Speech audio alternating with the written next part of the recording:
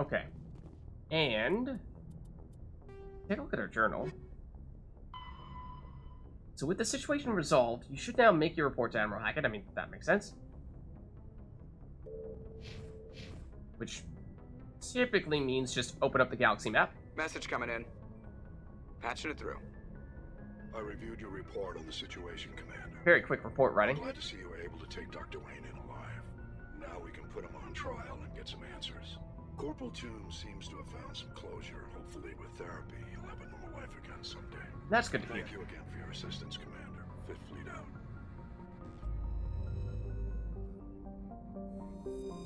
Okay, so that mission is now done, and definitely some interesting things happening on that planet. There, I mean, start out with just the shifty cow, but like I said, that's that mission has several different potential outcomes depending on what course of action you choose to take, and depending on how much charm or intimidate you have, things could go very differently from what we just saw.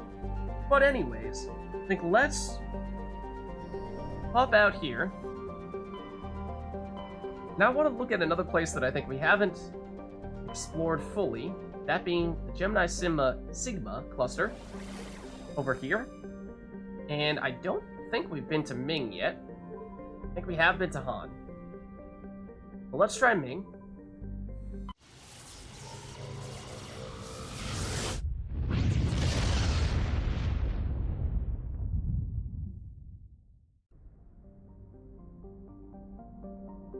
Okay, so we have Antiroprus? Sure, let's check this out. So Antiroprus is a hydrogen-helium gas giant that formed in the outer regions of Ming's system and is in the process of migrating inwards. Yeah, it's seemingly the closest in planet right now. In a few million years, the planet's atmosphere will begin to boil away into space. I assume you mean solar wind? There is a sizable temperature difference between the side of Antiroprus facing the energetic blue giant primary and the second facing the cold and deep space. This variance powers massive cyclonic wind systems. The intense heat it absorbs from the sun, in addition to its own internal heat engine, causes the planet Darkside to radiate faintly in the infrared. Interesting. Would have been cool to get a reading on just how hot or cold the star-facing or space-facing side of the planet would be. But yeah, this is... You're saying it was a super-powered star? It does look extremely bright. Let's see, there's also this here, the MSV Worthington, which we might have taken a brief look at previously. Might have at least acknowledged its existence. Let's see. Oh no, I don't think we've been here. If we have seen this planet before, presumably we would have surveyed it. So I think this is truthfully our first time here. I know we haven't been on any of the planets or checked out the that space station. Also, Parag is a large rock planet with an atmosphere composed of nitrogen and argon.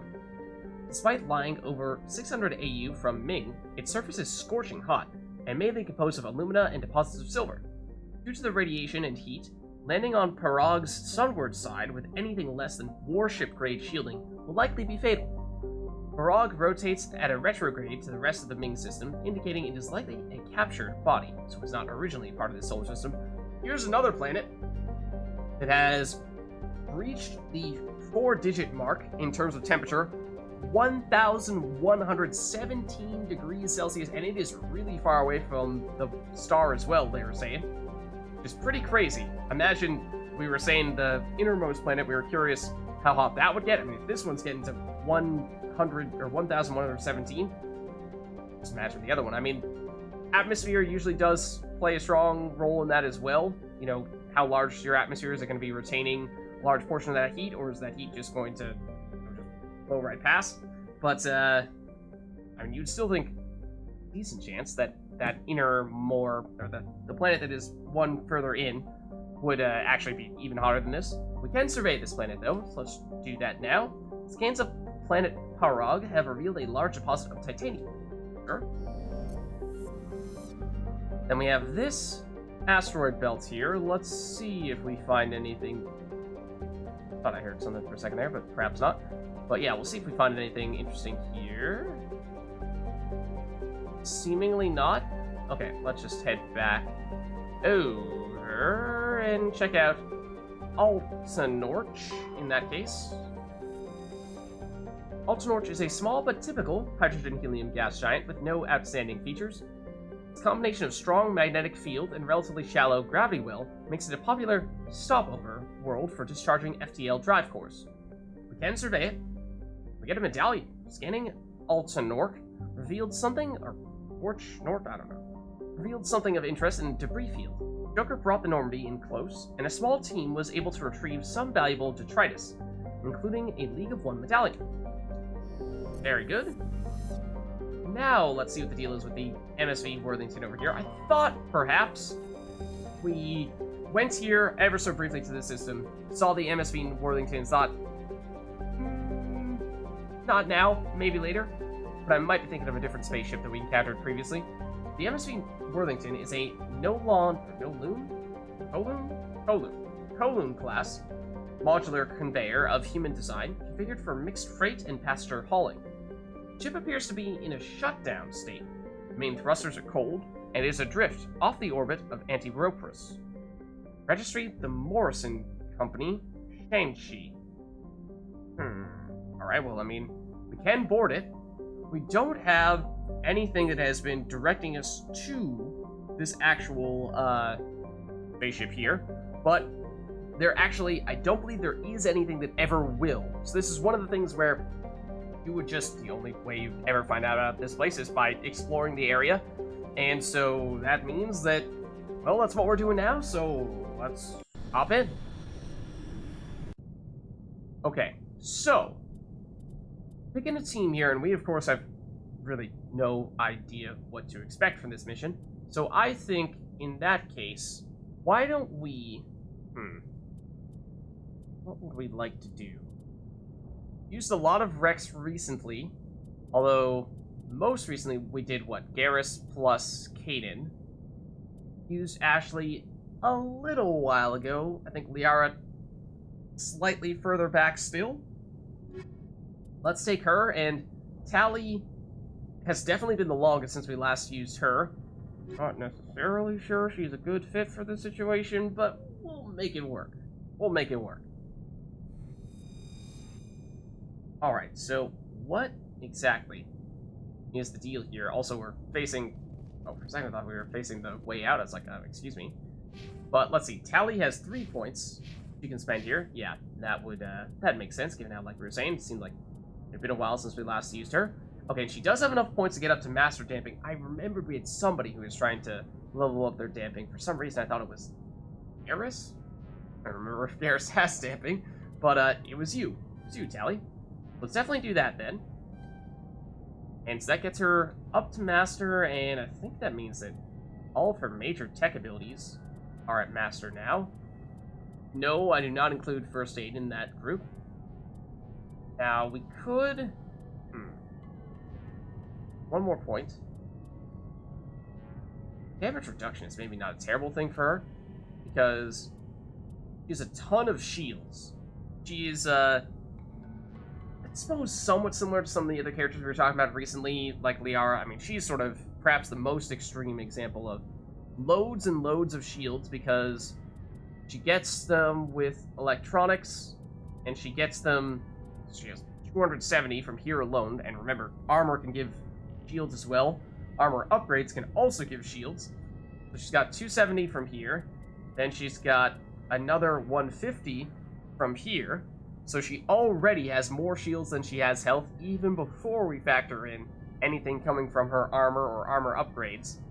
So she actually has a relatively large life pool, but the damage reduction could be relevant here. Now, unlocking First Aid, I don't really care about that, but if we could get up to Advanced Shield Boost, restoring her shields more quickly, then that could be a nice way to improve her survivability. And we're level 49 right now, so I'm not sure how many more points we're really going to be able to throw into this, in which case maybe the safer route is just to go with the Quarian Machinist here and just load up on a little bit more shields. Maybe that is actually the play in that case. Let's see, and I think they are, yeah, still good to go.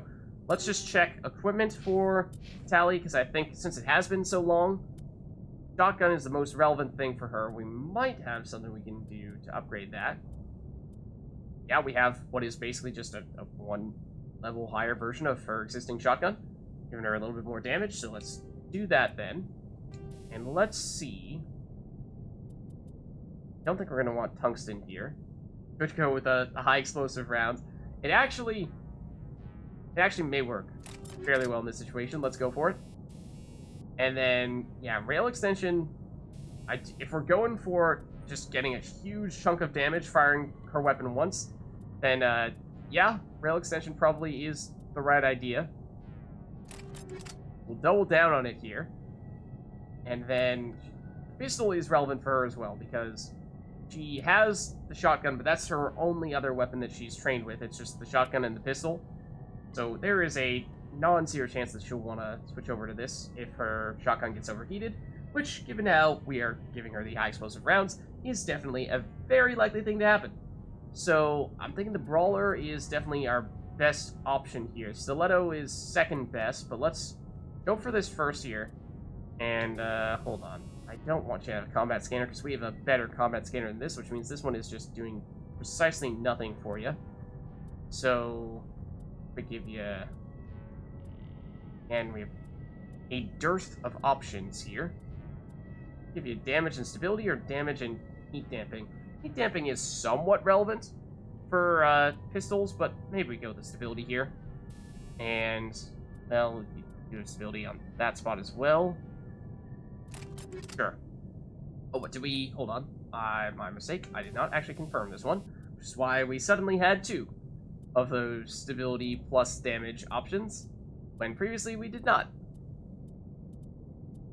Or at least we had the perception of that being the case. Let's double down on stability. I think I'd rather prioritize the better upgrades on other people. And whoa, that's a bad set of ammo. So let's give you... Maybe we try the Inferno rounds here, just because it's our next highest level. And sure, we could go for the simple damage from something like a Shredder rounds or what have you. And oftentimes that's the easy answer, Shredder or Tungsten. Just go back and forth between whichever one is relevant for the situation. But we'll go Inferno just to try this out a little bit. And Liara, when's the last time we upgraded your weapon? Yes, we'll keep the one you have here. Lower level, better rarity manufacturer. So, I think we still go with that then. Okay, and ours is quite solid.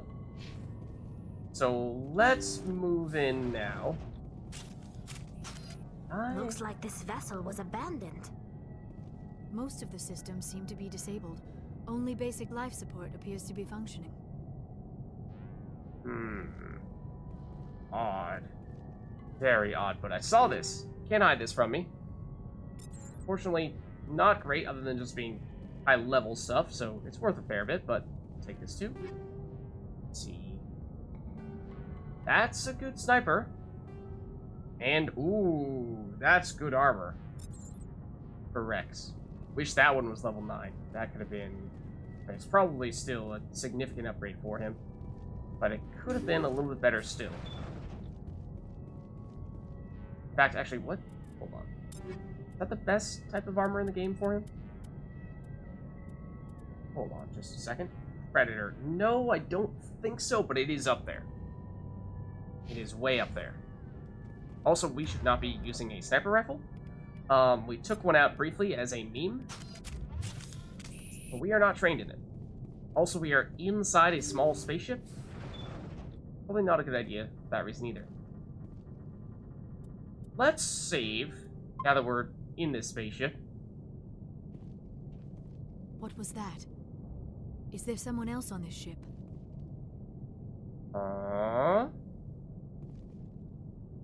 Seemed awfully quiet, though. Okay.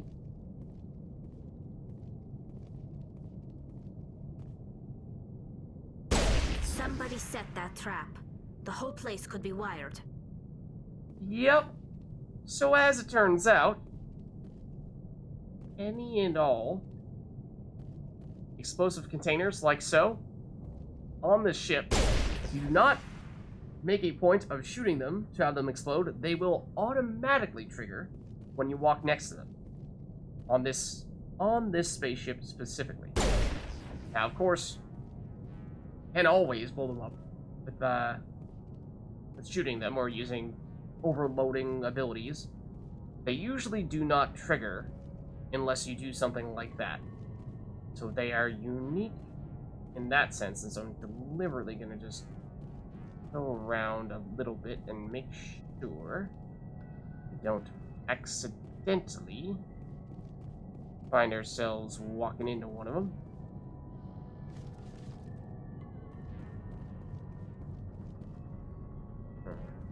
That one around this corner here? Be a devious place to put one. One where there's just not even enough room to actually shoot it from afar. So you have no choice but to just take the hit. Don't know if there's any additional loot in here, to be brutally honest with you. I did see... Look out, Tally. This Tally! Step away from the explosive container. Is that the remains of the explosion over there? Definitely saw some movement. Nothing there, okay. We're seeing lots of signs of quest-related things here. I'm just trying to clear this place out of... Ooh, these things. That might even be too close. That one. Oh, there it goes. That might have been an automatic trigger. I mean, I saw Liara move, but I don't think she would have shot that of her own accord. Fortunately, we were far enough away that we did not take damage from it, like this one. Definitely. Take out from here. Anything else? Oh, yep. Sure. That tire did not like the explosion.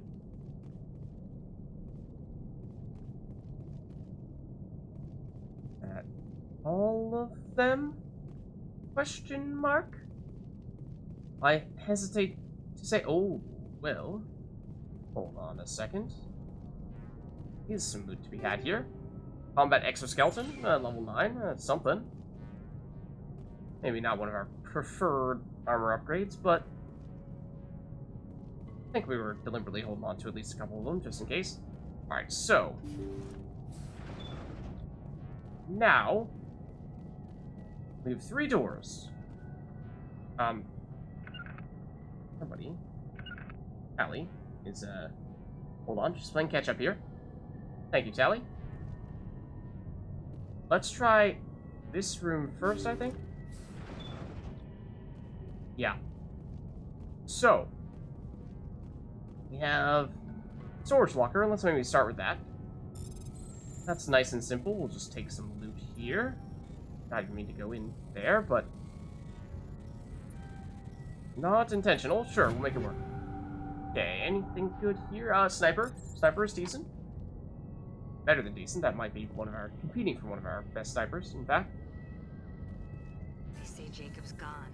They say his brain isn't functioning anymore, and they want to shut off his machines. But Jacob's the only thing in the world that matters to me. I don't know how to help him, and it's tearing me up inside. I just feel so helpless, so damn angry. Dr. Smith gave us some meds to calm down, but I didn't take them. I can't. Not until I figure out a way to help Jacob. I won't give up on him. I won't. Okay.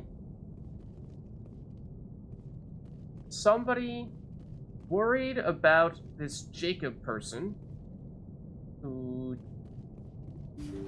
appears to not be doing so well. That being said, that person we just heard definitely doesn't appear to be doing so well by the sound of things. Sounds like they are starting to lose their mind. And, you know, perhaps those meds would help, but they refuse to take them. Okay, we have computer logs here. Jacob is showing no signs of brain activity. There's nothing more we can do for him. Yeah, He it wouldn't want to sounds be like... kept alive by machines, so we're going to disconnect the life support. Oh. Dr. Smith is worried about Julia's reaction, though. Oh, that She must have been can't Julia seem then. to let Jacob go. Yeah. The stress is making her implants flare up, causing intense migraines. Oh, right. It'll probably be easier for everyone if we don't tell her until after we shut the life support down. Give her a chance. Oh, no. Julia, what are you doing here? Front Why are row. you... Yeah, so we can guess how that one ended. Insert Willem scream here. So yeah, Julia seems like she was maybe in a relationship with this Jacob person, and when Jacob... we don't know what happened to him, I don't think, other than just that now he is on life support, but just hearing he's brain dead. He's functionally dead. Life support machines, the only things that are actually keeping him alive. So the pilot or the captain was saying, this rate, we're gonna turn him off. And Julia was not seemingly able to come to terms with that, and so as we were just here and there, she took matters into her own hands and probably killed the captain. Then that leaves us with just this room here. And in this room, oh. Well. Life support machine? I think we can guess what that means then. Then we have a medical computer where we can play logs. Then we have secure storage locker as well. Let's maybe do this storage locker before we look any further into that other stuff. That was an opportunity. Oh, I did not think we deserved that. But we did get in. Ooh, look at this. Karpov is a decent pistol. At level 9, that might even be worth throwing on somebody here. That might be better than what Liara is currently using. That's a decent assault rifle. And then level 10 sniper of a high rarity manufacturer. That is, yes, for sure, going to be our best sniper. One potential exception being, depending on if this is the accuracy number of shots before overheating or damage focused manufacturer, because we tend to focus on the damage, or want to have damage for snipers in particular. Okay, so we have just life support machine and the medical computer with some logs there as well. Let's save here, because I want to, I think, do this life support machine first. Looks like that machine is keeping him alive. I do not see any brain activity on the readouts. He is dead. This body is just an empty shell. And there you have it. I mean, we've heard it put in several different sets of terms, but he is dead. And it is basically just, this machine is more or less, I mean, I don't even know what to say it is doing at this point. It is delaying the inevitable, I suppose, in some ways. So, I mean, we can turn it off, we can say we can't help him. I mean, either way, people who are far more skilled doctors than we were, presumably, who helped set this up, came to the conclusion that there was nothing else that could be done. I mean, if he's brain dead, then there's nothing you can do, right? So us, being the soldiers that we are, unfortunately, there's not really anything we can do to work a miracle here. So I'm afraid that means can't help him. Maybe we should shut the machine down. It's the merciful thing to do. It is your decision, Shepard. But perhaps we should wait until we have more information before we do anything. Do have one more log that we can read here. So Liara is not necessarily wrong. Let's see what we can learn here. Jacob's not going to make it. His brain was deprived of oxygen for too long. Oh. There's nothing any of us can do for him now except let him die with dignity. It's what he would want. Does sound like in that case that is perhaps the best thing to do. Now. She's showing signs of severe depression. I gave her some meds that should help, but I better warn the captain. Yeah.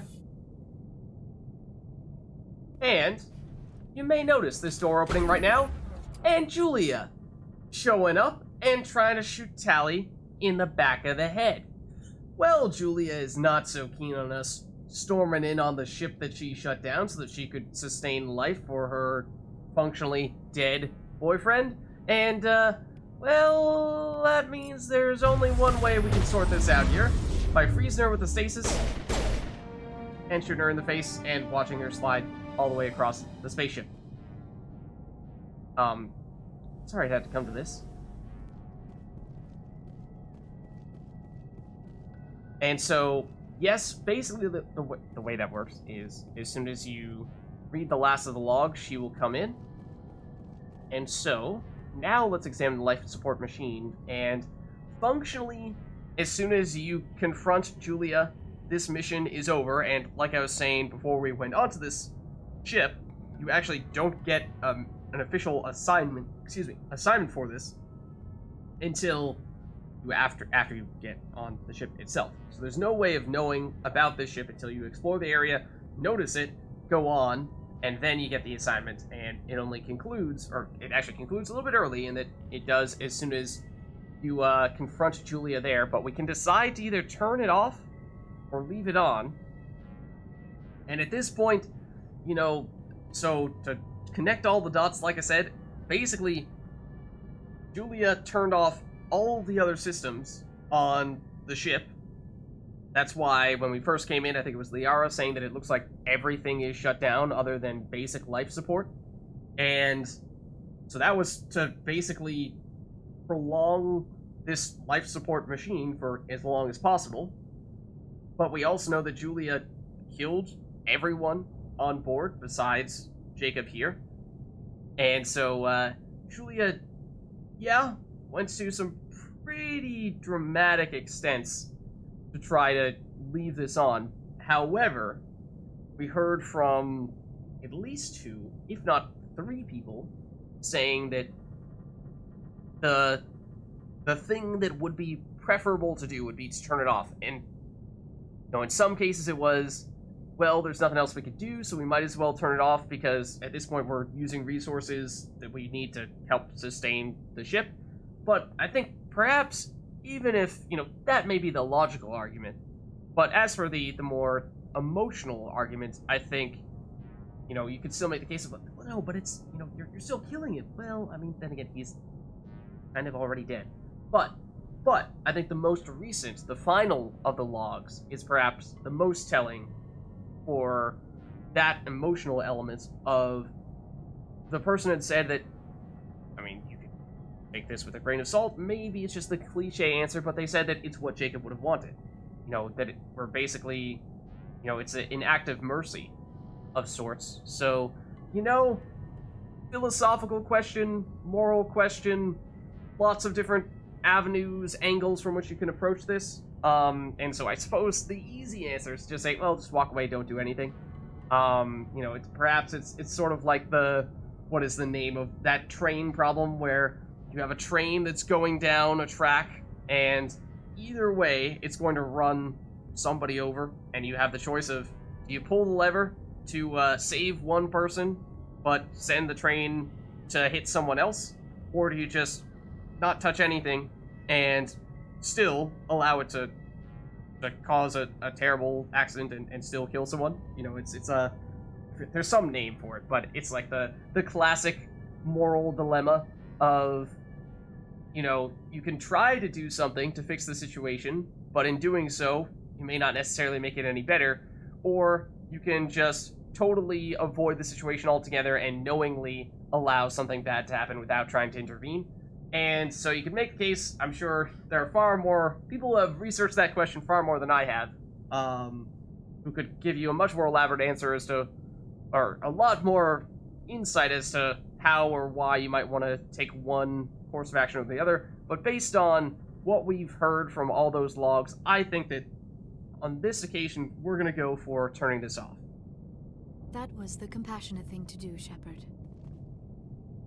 And like Liara said, I think ultimately at the end of the day, that is what Jacob would have wanted, at least based on what people who knew him far better than we knew him said.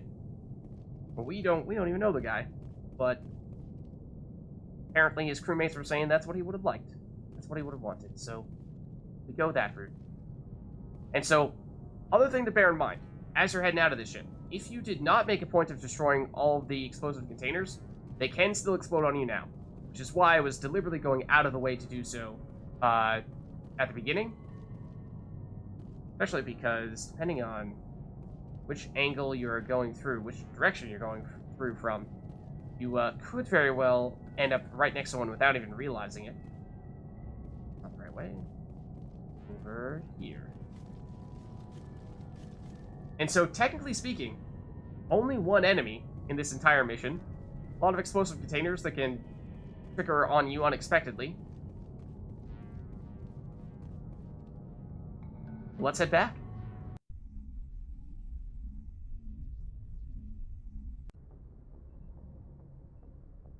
And let's just take a quick look at our journal here. I think it's this one, the Lost Freighter, which we... Yes.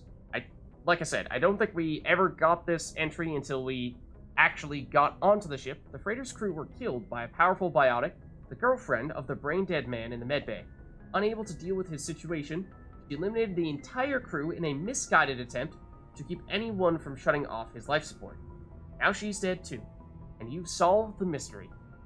I mean, it's a grim tale for sure, but I mean, it's just, I think the happy ending would have been, you know, clearly she needed help, whether it be through the medication or therapy, or probably ideally combination of the two, but she refused to get that help, and therefore there was no saving Jacob, and unfortunately there was no saving Julia either. So you hate to see it, but unfortunately those things, they happen sometimes. Alright, so that's the MSV Worthington, and that is that mission. But I'm thinking now, there is a mission that another one, that I deliberately had been delaying a little bit. Tell you what, actually, before we do go that route, let me just take a quick look at our equipment here, at our Omnigel in particular. Let's just take a minute here. Maybe Omnigel if we have some really weak stuff lying around that we very much feel like we both don't want / need, and feel like it's so weak that it's not going to be worth anything if we try to sell it. Like, maybe our worst version of the Unity amp and Gemini amp, we could do that. It's been a while since we Omnigel'd anything, so we're not exactly overflowing with it. I mean, 300, practically 350 might seem like a lot, but I assure you, it is not nearly as much as it seems like it might be. Not nearly as much. Also, these were the hazard resistance armors, and yeah, this is just a better version of this, so let's Omnigel this. And this stuff is perhaps still good enough that it would give us something if we sold it. Korean, yep, we have a better version of that. Omnigel you. But again, since at this point we arguably need Omnigel, or may need Omnigel more than we need credits, then for that reason, that is still level 7. That's probably worth a fair bit. We should hold on to it. This, though, Logic Arrest, it's solid. It is only level 4, but it's good enough that I think we probably do want to keep it. Let's take a look at our upgrades here at all, see if there's anything that's really bad that we can obviously dump here, like old proton rounds. We have a better version of those. We do. We have lots of better proton rounds. Let's Omnigel, and you're asking yourself, well, Liz, why would you desperately need more of the Omnigel? It's not like we've been using that at a crazy rate. Why so concerned about that? Ask? Well, we have not been using it at a crazy rate, besides the occasional Mako repairs here and there. Say, maybe we've been fighting a big Thresher Maw, we're concerned that it might get destroyed if we don't do that. Sure. But there is one specific time, one specific reason for which it is quite relevant to have a quite large amount of Omnigel, and so hence why I'm deliberately getting a little bit aggressive here. You know we have a bunch of incendiary rounds, so let's just get rid of you guys. Plutonium rounds, proton rounds, I think it's still higher.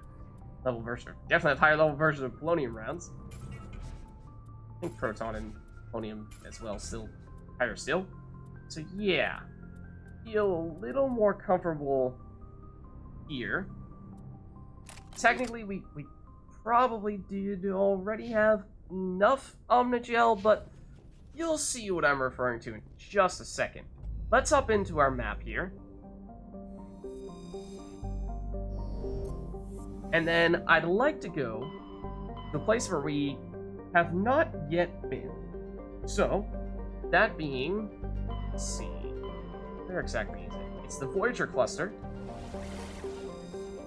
And I think we may have been to Yangtze already, but I don't believe we've been to Amazon yet.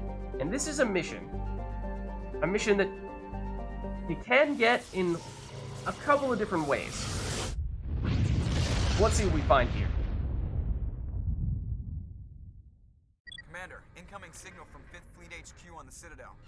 Commander Shepard, something uncomfortable has just come up. Uncomfortable? First contact war. Are we the person you should be talking to? Espionage probes into Turian space. We just received a mission complete burst from one of them. What? That was a long time ago, was it not? Where's it been in the meantime? No idea. Lost in transit. These probes were built in a hurry after first contact.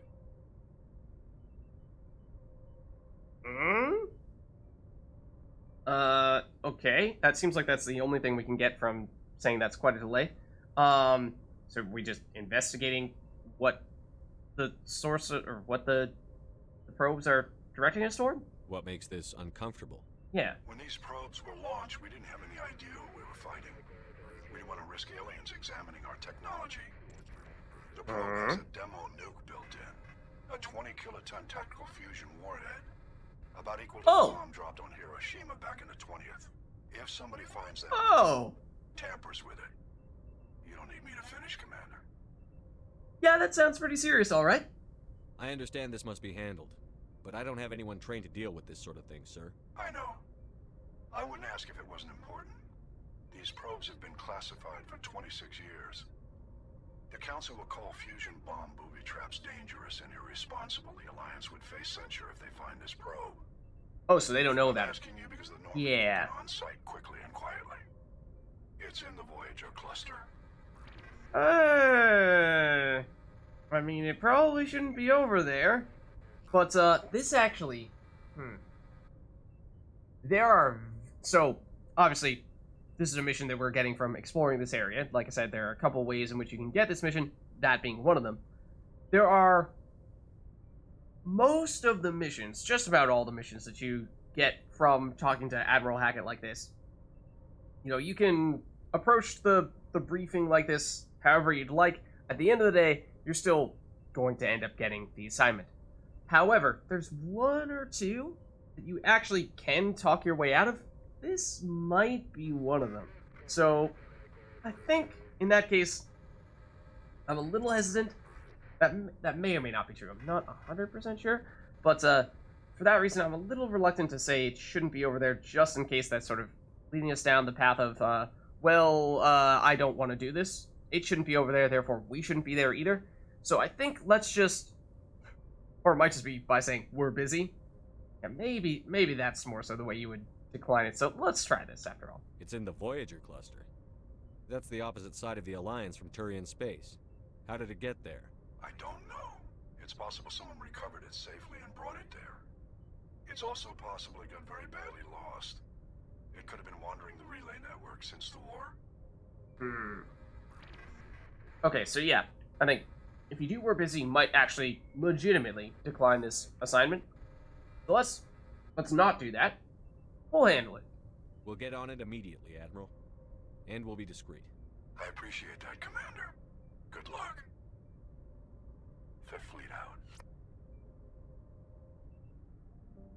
Alright, so yeah, you know, there's basically a probe armed with an extremely powerful explosive that we initially sent out in the first contract war when we were fighting the Turians, who are, of course, now one of one of the three most important races in the Milky Way galaxy as a whole, and tension between humans and the Turians has been rather high since that first contact war. Even if we are technically kind of sort of allies at the moment, still, you know, the kind of positive relationship we have between us and Garrus, let's just say that's a little unusual between humans and Turians.